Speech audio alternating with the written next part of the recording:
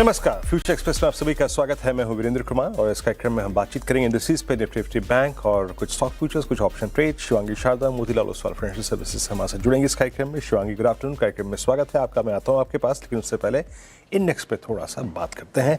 सुबह का व्यू, अभी का प्राइस आपके स्क्रीन पे, it's 25912। Nifty is almost at lows of day range.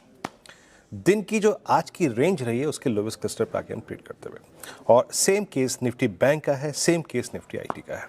यानी इंट्राडे में एक बिहेवियर स्ट्रेंथ का था, लेकिन हम उस पर कैपिटलाइज नहीं कर पाए। देखिए, आज सुबह मैंने अपना व्यू बहुत क्रिस्टल क्लियर रखा था। हमारे फर्स्ट कॉल आइटर्स का जोन है रेजिस्टेंस नंबर 1 लेके आइए, और क्लियरली मेंशन था उस चीज में, trade level two level. RS1 है 1020 and RS1 is first call item zone.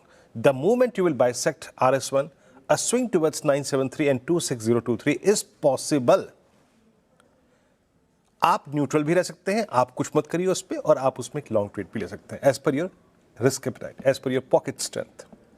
और देखिए, सुबह सुबह 9:15 के आसपास जब खुला, 30 तक इसने वो लेवल पार किया, 923, और कहां तक का स्विंग दिया, एग्जैक्टली गया RS2 तक, और फिर वहां से हम कोलैप्स हो चुके हैं। हमने क्या पार नहीं किया? हमने फर्स्ट कॉल राइटर से दूसरे कॉल राइटर का जोन पार नहीं किया। जहां पे सबसे बड़ा आउटस्टैंडिंग वाई था, वो हमने पार नहीं किया। यहां से अब किस प्रकार के स्टेट्स से हम एक डिसाइसिव सेशन में जा रहे हैं, that's called Fridays second half. States लेके आइए। अभी क्या करना चाहिए? देखिए, ये प्राइस जो है ना, इट्स 25916। ये प्राइस एग्जैक्टली क्या है उसको मैं डिफाइन करता हूं ऑप्शन से आपको। ये एग्जैक्टली 10 डेमा के नीचे और 20 डेमा के ऊपर है, लेकिन एक चीज स्क्रीन पे है, जो पुट राइटर्स पहले 25,800 पे कंसंट्रेटेड थे, अब वो थोड़ा शिफ्ट हो रहे हैं towards 25,900। Look at outstanding why at 25,900, 2 crore का, जिसमें से 1,67,00,000 पुट आज भी किए हैं। यानी फ्रेंकली स्पीकिंग, जिस प्रकार की पुट राइटिंग 25,900 पे है, जिस प्रकार की कॉल राइटिंग 25,900 26,000 पे है, इट सेम्स, इट रिफ्लेक्ट्स बाजार इस रेंज में रहना चाहता है, न कि इस रेंज को बाइसेक्ट करके बाहर निकल चाहता है। It seems that Nifty will possibly consolidate between 26,000, below 26,000 and above 25900। Simply एक छोटा सा स्विंग ट्रेड मिला और उसके बाद बैकफुट पे आ गया। मैं एक बात कहता हूं आपको, एज पर दी स्टैट्स हम इसको एक फॉल्स ब्रेकआउट मानेंगे। अगर, लिख कर रख लीजिए, अगर इंट्राडे में हमने 25,877 को फिर वायलेट किया तो फिर लिक्विडेशन आएगा।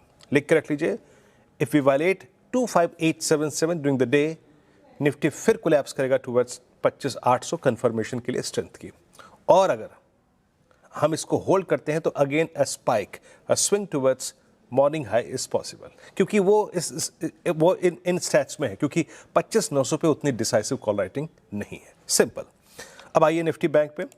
निफ्टी बैंक आपकी स्क्रीन पे आज सुबह सुबह क्या बात हुई थी?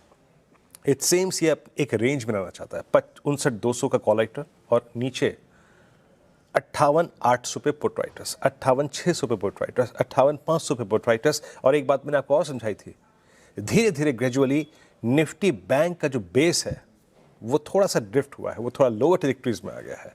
So with in that range, इस छोटी सी रेंज में जो कि 59,200 से लेकर करीब 58,800 के बीच में है, it's better to pick your long trade at lower zones. It's 58,671 and 818। Let it come, उसको आने दीजिए।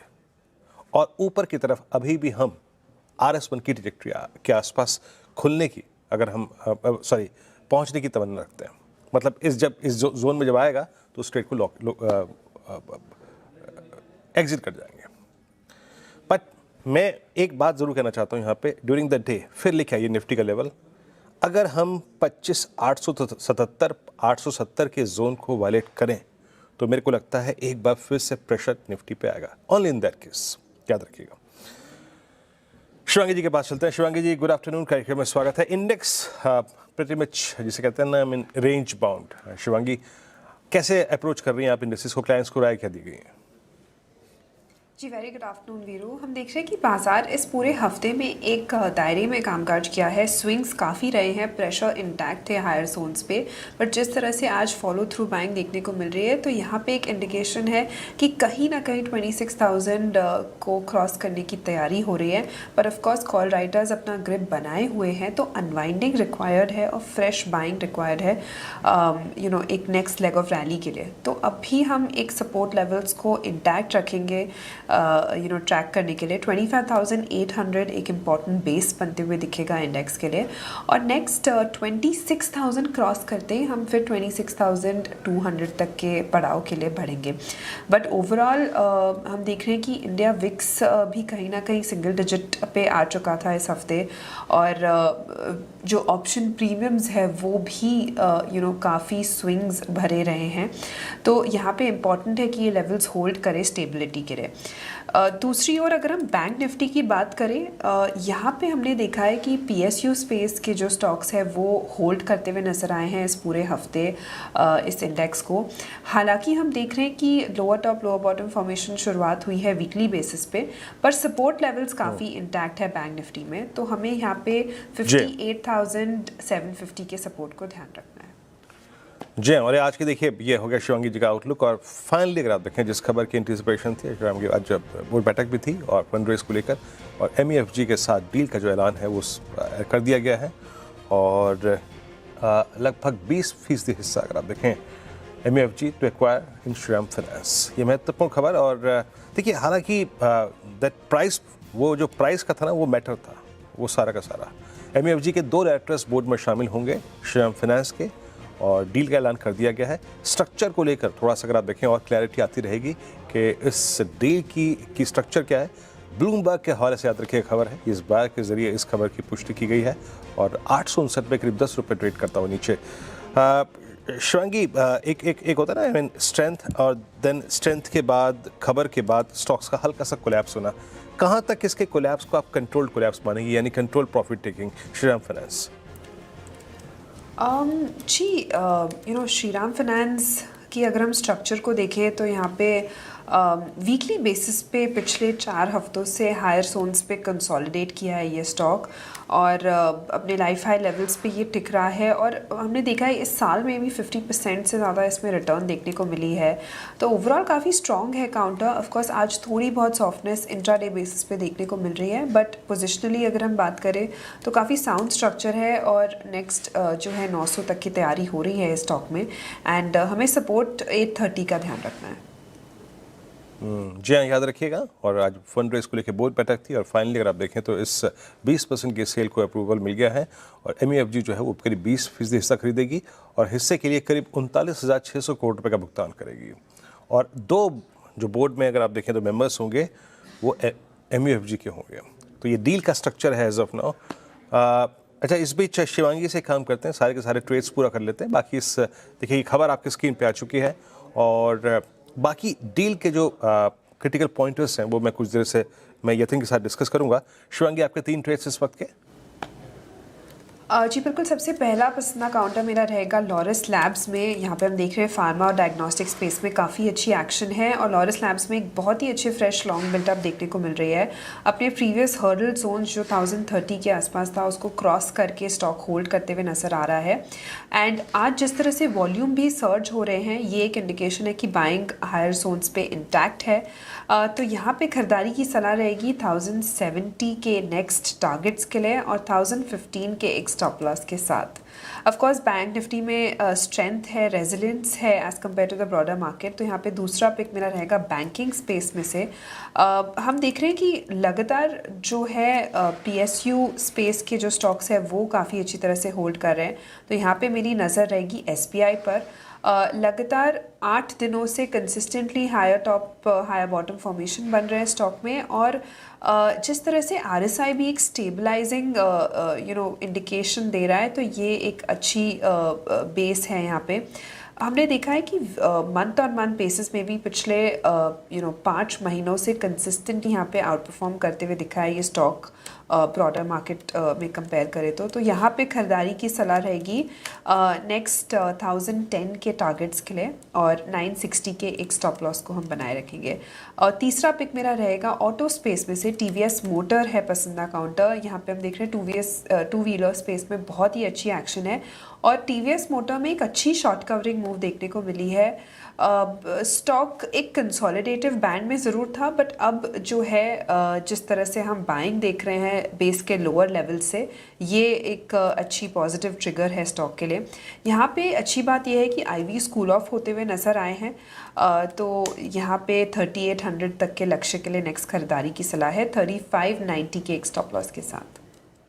ओके शिवांगी, 3 ट्रेड्स आपके हो गए। चलिए अभी काम करते हैं और श्रीराम फाइनेंस की अगर आप देखें तो इस न्यू डील और को थोड़ा इसको समझते हैं, ये डील स्ट्रक्चर्ड कैसे है, और ये जो एग्जैक्टली अगर आप देखें तो जो नया गठजोड़ है ये आगे कैसे बढ़ेगा, और यतिन से समझते हैं थोड़ा सा। यतिन,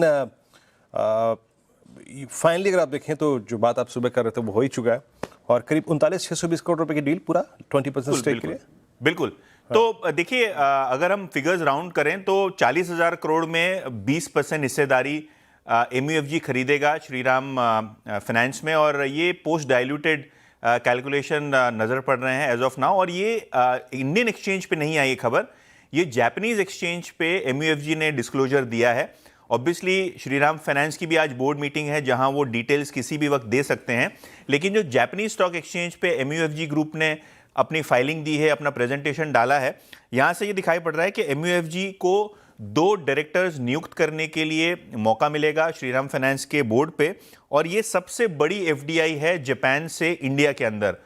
तो जो हम देख रहे हैं NBFC क्षेत्र में सबसे बड़ा ट्रांजैक्शन, और लगभग 40,000 करोड़ रुपए का इन्फ्यूजन यहां आपको होता हुआ नजर पड़ेगा। इनफैक्ट डील की अगर हम हाईलाइट्स करें तो 39,620 करोड़ का ये टोटल इन्वेस्टमेंट है, जहां श्रीराम फाइनेंस एक इक्विटी मेथड एफिलिएट बन जाएगा MUFG और MUFG बैंक का।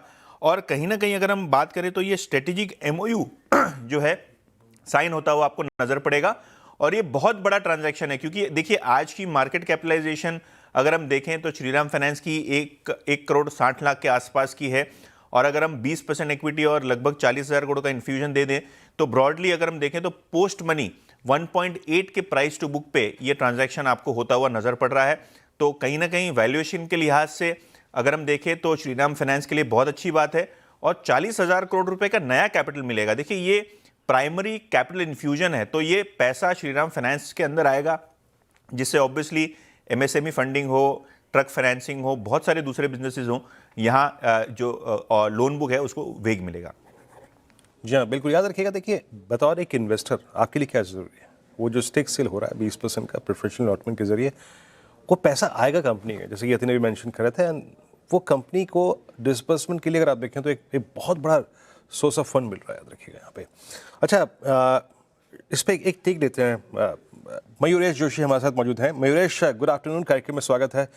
मयूरेश, जिस वैल्यूएशंस पे डील हुई है, आई मीन लगभग 20% स्टेक के लिए 39,620 करोड़ रुपए, आपका take, and do you think that आप मानते हैं कि Shriram finance is a case of major re rating? Afternoon Viru ji. नहीं, जैसे यतिन ने समझाया, आई थिंक 2 चीजें। एक, आई थिंक जो कैपिटल इन्फ्यूजन हो रहा है ये काफी सिग्निफिकेंट हो रहा है, and that is happening at a good valuation. तो अराउंड 1.9-1.95 बुक पे हो रहा है, विच इज वेरी फेयर। दूसरा, आई थिंक अगर आप एक कॉन्स्ट्रक्ट देखें श्रीराम फाइनेंस का NBFC यूनिवर्स में, तो उनकी जो आज एडवांस बुक लोन्स काफी कम है मात्रा में compare to the other, that 4-5%। और इसलिए आई थिंक जब एक एडवांस बुक में एक वृद्धि मिलती है कैपिटल की और एक डिवर्सिफिकेशन का स्कोप मिलता है, तो कहीं ना कहीं I think advances will grow at a very fast pace. दूसरा, आई थिंक जो बोरोइंग मिक्स रहेगी और कॉस्ट ऑफ बोरोइंग ये भी डिवर्सिफाइड है, जिसकी वजह से निम्स और स्प्रेड्स में एक पॉजिटिव प्रभाव आएगा। तो मुझे लगता है I think fund infusion EPS accretive रहेगा, और इसलिए आई थिंक शेयर धारकों के लिए एक पॉजिटिव इवेंट मानता हूं, जिससे अर्निंग्स की एक जो ट्रैक्शन है इसमें एक वृद्धि देखने मिलेगी अगले कुछ तिमाहियों।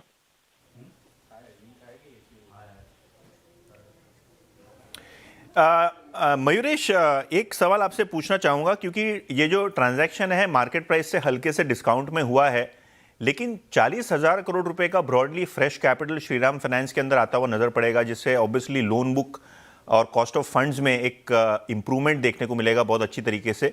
तो आपको लगता है कि जो चोला फाइनेंस और दूसरी एनबीएफसीज के 3, 4, 5 टाइम प्राइस टू बुक के मल्टीपल्स हैं और अभी श्रीराम का लगभग 2 टाइम प्राइस टू बुक का मल्टीपल है, तो ये एक वैल्यूएशन बूस्टर भी रह सकता है, या आपको लगता है यहाँ से कोई री-रेटिंग का स्कोप है इन जनरल, क्योंकि इतना बड़ा जापानीज इन्वेस्टर आ रहा है और ये सबसे बड़ी जापानीज एफडीआई आ रही है भारतीय फाइनेंशियल सेक्टर में?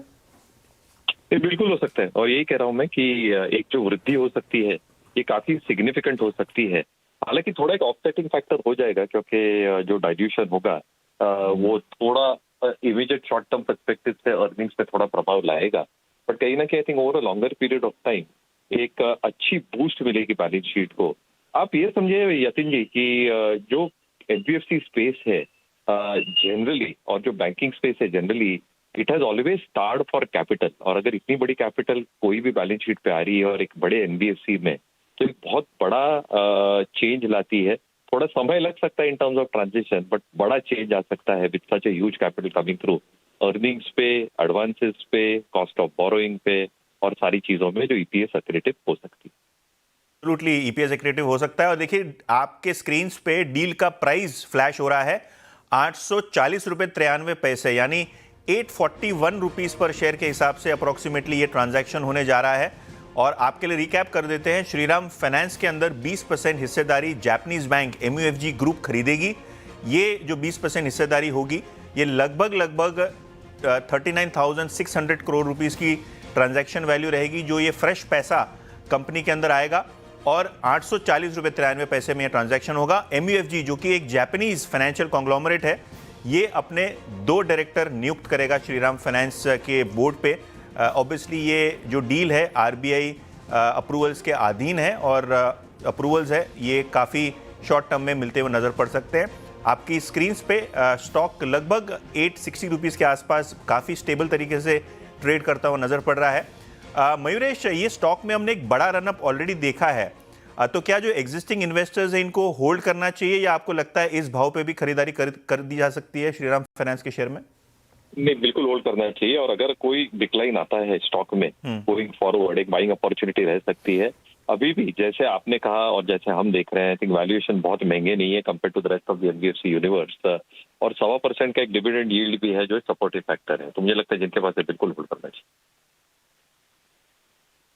जिनके पास है डेफिनेटली होल्ड करना चाहिए। यतिन का ये प्रश्न क्यों है मैं भी समझना चाहता था। यतिन ने ऑलमोस्ट सितंबर 2023 से 3 टाइम्स, आई मीन 300 रुपये का स्टॉक ऑलमोस्ट, ये एक ख्याल से जो इसका करियर हाई है वो 900 रुपये के आसपास है, तो एक बड़े मूव के बाद स्टॉक में। बट यतिन, मेरे ख्याल से ये एनबीएफसी क्षेत्र में अब तक एक मील का पत्थर माना जाएगा ये डील। एक तो एक जापानीज एंटिटी आ रही है, और इतना बड़ा अगर आप देखिए फंड रेस जो कंपनी में जाएगा, बहुत अच्छे वैल्यूएशंस पे है।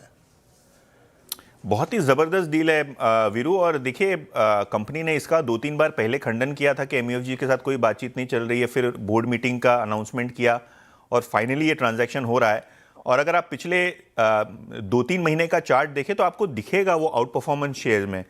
इनफैक्ट 750 के लेवल से स्टॉक ने एक 850 तक की रैली ऑलरेडी दे दी है, तो एक 15% की रैली काउंटर में ऑलरेडी आ चुकी है। 3 महीने का चार्ट आपकी स्क्रीन पे भी आपको दिखाई पड़ रहा है कि 600 के लो से स्टॉक 3 महीने में 35% के रिटर्न दे रहा है, और शायद इसीलिए आज स्टॉक फ्लैट है। लेकिन अगर हम डील की प्राइस की बात करें तो कोई कंप्लेंट्स नहीं है, क्योंकि कोई बड़ा डिस्काउंट करंट मार्केट प्राइस से आपको ये ट्रांजैक्शन के लिए नहीं आता हुआ नजर पड़ रहा है। और 40,000 करोड़ का जो ये फंड इन्फ्यूजन होने वाला है कंपनी के अंदर, क्लियरली इनकी जो व्हीकल फाइनेंसिंग बिजनेस है, एमएसएमई फाइनेंसिंग बिजनेस है, और मुझे लगता है कि जापानीज बंदे जो बोर्ड पे आएंगे शायद वो भी एक ड्राइव करेंगे ग्रोथ स्ट्रैटेजी, क्योंकि बहुत सारे दूसरे एवेन्यूज भी खुल जाएंगे कंपनी के लिए। अभी तो कंपनी प्योर प्ले बहुत ही निश बिजनेस और निश फाइनेंसिंग एक्टिविटीज़ करती है, लेकिन आगे जाके बहुत सारे प्रोडक्ट्स ये रोल आउट कर सकते हैं। कंज्यूमर फाइनेंसिंग में एक बहुत बड़ा चेंज आ सकता है, तो बहुत ही बड़ी एक स्ट्रेटेजिक डील भारतीय फाइनेंशियल सेक्टर में। और 20% हिस्सेदारी, लगभग 40,000 करोड़ का इन्फ्यूजन श्रीराम फाइनेंस के लिए 840 रुपये 93 पैसे प्रति शेयर के हिसाब से आता हुआ नजर पड़ेगा। बिल्कुल बिल्कुल। देखिए, trading is something different, but अगर आप इस खबर को ढंग से समझें तो ये 841 रुपये का डील्स प्राइस समझ के हतोत्साहित मत होइएगा बिल्कुल भी। एक तो बड़ा रनअप ऑलरेडी आ चुका है, लेकिन जो यह दिन बात बार बार कह रहे हैं 40,000 करोड़ रुपए की जब पूंजी कंपनी में आएगी, खुद उसके अगर आप देखें ग्रोथ के लिए, तो क्या इस पे क्लोजिंग में बात भी करेंगे ठीक से। लेकिन बहुत बहुत शुक्रिया इस पूरी खबर पे प्रकाश डालने के लिए। जैसे ही कार्यक्रम शुरू हुआ उसके बाद ये थोड़े थोड़े ठिकाने लगे थे खबरों के, और फाइनली अगर आप देखें इस डील का पूरा स्ट्रक्चर अब आपकी स्क्रीन पे है। एक ब्रेक के बाद हाजिर होते हैं और इस कार्यक्रम को आगे बढ़ाएंगे। एक बार फिर से आपका शिवांगी से पिक करते हैं उनका आज का ऑप्शन ट्रेड। शिवांगी, क्या पिक कर रही हैं आप? जी मैंने पिक किया है लॉरस लैब्स। यहाँ पे हम देख रहे हैं कि one of the strongest counters रहा है आज के सेशन में, और काफ़ी अच्छी मोमेंटम यहाँ बिल्डअप होते हुए दिख रही है क्योंकि यहाँ पे लॉन्ग्स ऐड हो रहे हैं। स्लाइट कूल ऑफ देखने को मिल रही है और अब वापस हम देख रहे हैं कि 15 मिनट चार्ट में एक रिवर्सल देखने को मिल रही है। तो यहाँ पे 1040 के कॉल ऑप्शन में खरीदारी की सलाह रहेगी। 10 रुपये के स्टॉप लॉस और कम से कम यहाँ पे 21 के टारगेट्स के लिए हम इसमें खरीदारी करें। ओके, शुक्रिया शिवांगी इस कार्यक्रम में शामिल होने के लिए। फिलहाल एक ब्रेक, अगली मुलाकात 2 बजे कमाई करते हैं। तब तक के लिए नमस्कार।